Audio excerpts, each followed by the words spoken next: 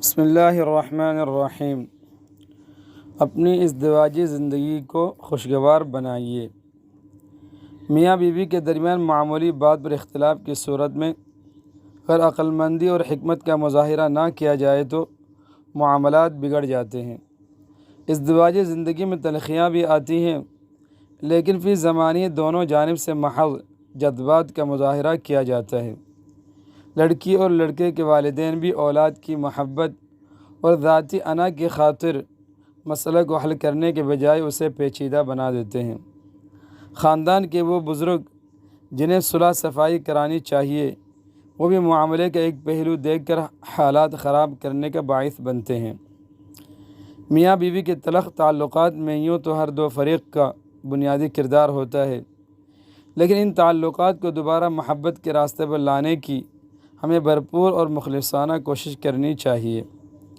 نبی اکرم صلی اللہ علیہ وسلم کی زندگی ہمارے لیے مکمل طور پر قابل تقلید ہے، اس لیے ہمیں ازدواجی زندگی کے اس پہلو کو بھی نبی اکرم صلی اللہ علیہ وسلم کی حیات طیبہ سے سمجھنے کی کوشش کرنی چاہیے۔ حضرت فاطمہ رضی اللہ تعالیٰ عنہ آپ صلی اللہ علیہ وسلم کی چہیتی بیٹی تھی، اور آپ صلی اللہ علیہ وسلم اپنے جگر کا ٹکڑا اور خواتین جنت کی سردار کہا کرتے تھے۔ ان کی شادی حضرت علی رضی اللہ تعالیٰ عنہ سے ہوئی تھی، جو عشرہ مبشرہ میں سے ہیں۔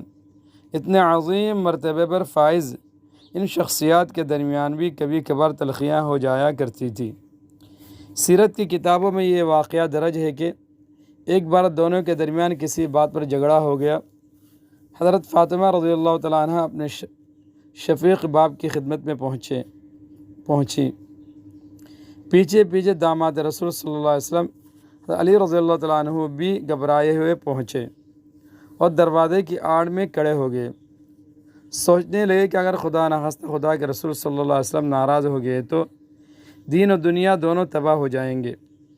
حضرت فاطمہ رضی اللہ تعالیٰ عنہ نے نبی اکرم صلی اللہ علیہ وسلم سے اپنے شوہر کی شکایت کی، حال سنایا اور زار و قطع رونے لگی، لیکن آپ صلی اللہ علیہ وسلم نے جو رد عمل ظاہر کیا وہ ہماری سوچ کے بالکل برعکس ہے۔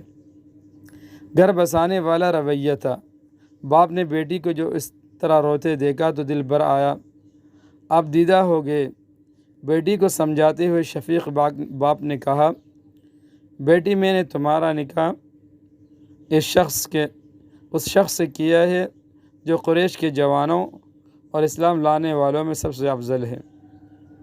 بیٹی میاں بیوی میں کبھی کبھی ایسی باتیں ہو ہی جاتی ہے، چاہے وہ کوئی سے میاں بیوی ہو۔